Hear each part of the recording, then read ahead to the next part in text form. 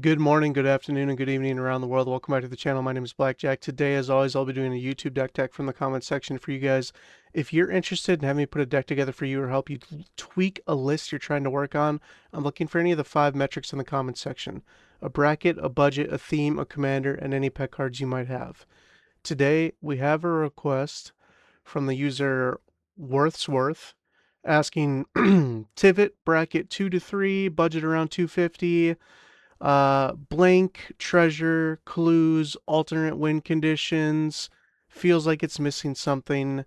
This is my Tivit list. Esper, 3 colorless, a white, a blue, and a black for a 6/6 Sphinx Rogue.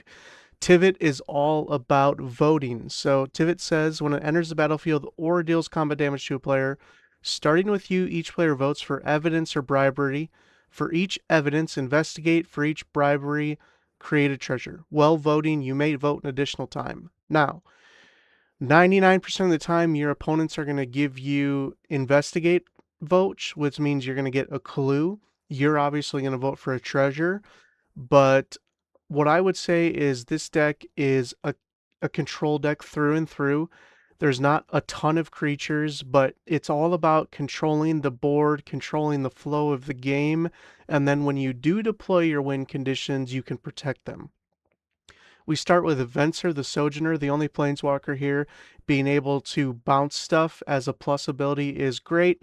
If you do make it to the ultimate, it will just win the game at some point, but just the bounce ability on its own is pretty good.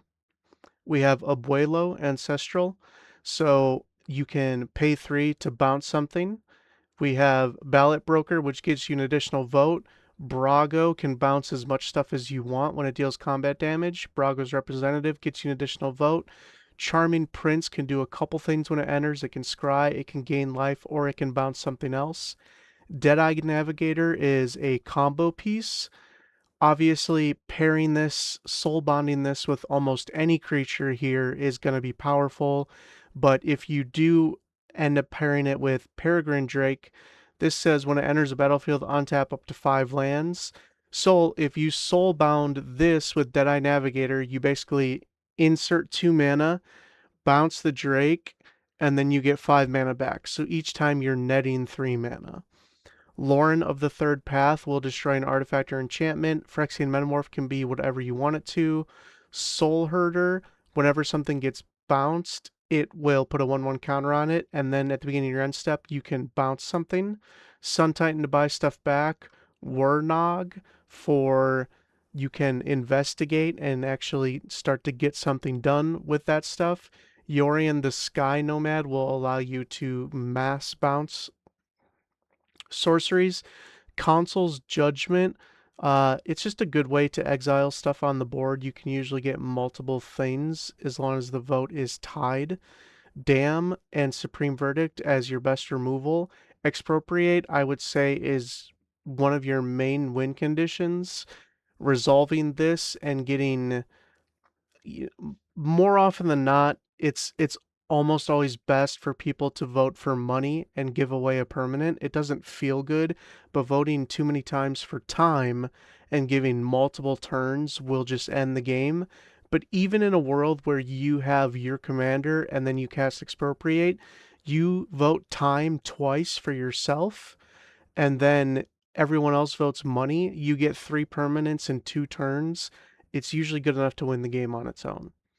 Plea for Power, another vote card that can get you extra turns or draw cards. Promise of Loyalty. Each player puts a vow counter on a creature they control and sacrifices the rest.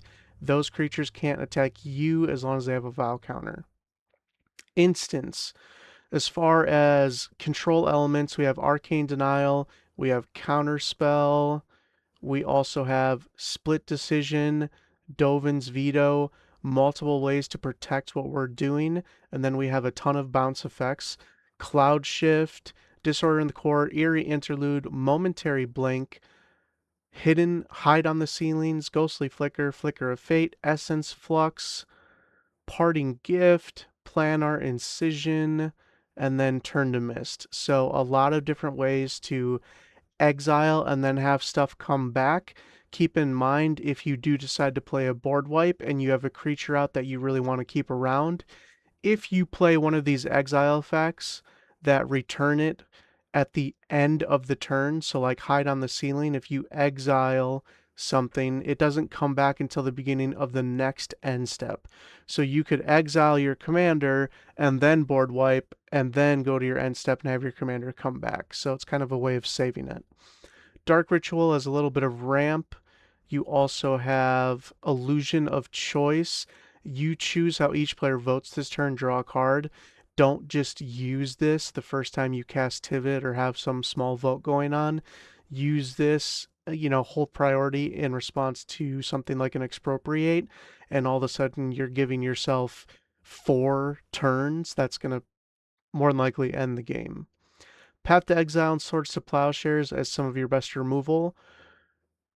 As far as ramp, we have Arcane Signet, Azorius Signet, Dimir Signet, Felwar Stone, Orzhov Signet, Soul Rain, Talisman, Talisman, Talisman, Thought Vessel, 10 up, 10 down. We always stay consistent so that way our games are smooth. Conjurer's Closet and Panharmonicon for more ETB effects. Lightning Greaves and Swiftfoot Boots, we are not playing many creatures, but the ones we are playing are incredibly powerful and important to the game plan, so it's important to keep them around and protect them. Tamio's Journal, you can sacrifice clues to search your library for any card, plus you get to investigate every turn.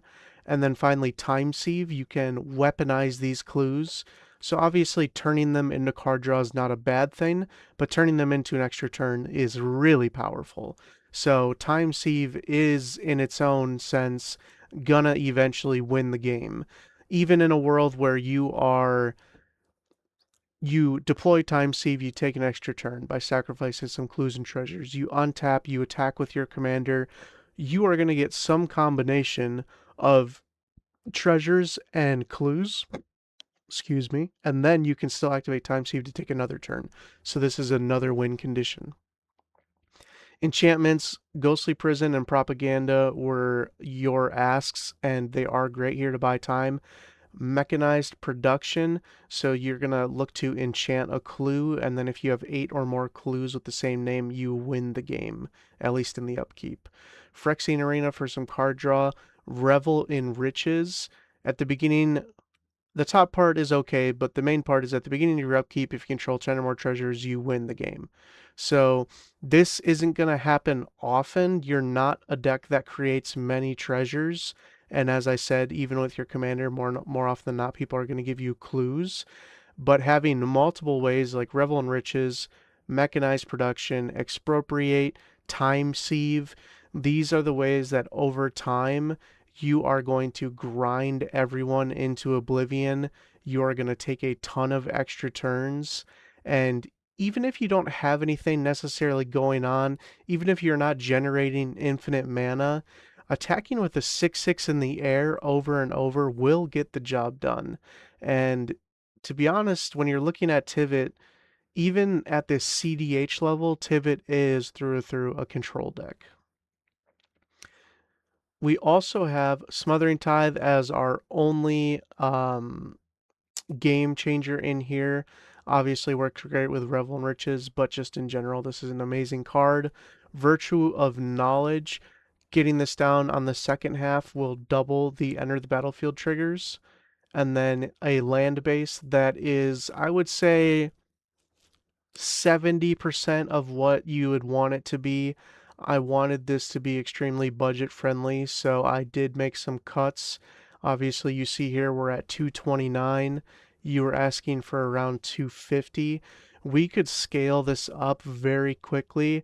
I think obviously adding a few more game changers, things like Teferi's Protection and things like Cyclonic Rift are going to be really great for this deck. Cards that I don't play in necessarily any casual deck. But again, Tivit to me is through a control deck. Things like Cyclonic Rift really are how you get ahead and how you put the game away. So those are the things I'd look to upgrade. As far as win conditions, I think we have what we need to get the job done. You have a way to generate a ton of mana. You have a way to utilize mana with Expropriate. You can also bounce stuff over and over. You can take extra turns. You can Tamio's Journal to go get any card out of your library. Ideally, you're probably going to get Time Sieve, and then you can essentially lock the game up and just take a turn over and over and over. So, ton of secondary win conditions. I'm not sure how close this is to your current list, but what I would say is play this as a control deck through and through. I know the mistake, in my opinion, that a lot of people make with Tivit is they play 25 creatures and they have all these little enter the battlefield effects, and that can be really powerful. But at that point, you're just a slow blink deck where other people are doing it better and doing it faster. So I do want this to have blink synergy, but I want you to be more focused on controlling the game and kind of navigating your way to having one of your alternate win conditions take over. But I hope you enjoyed it. As always, Godspeed.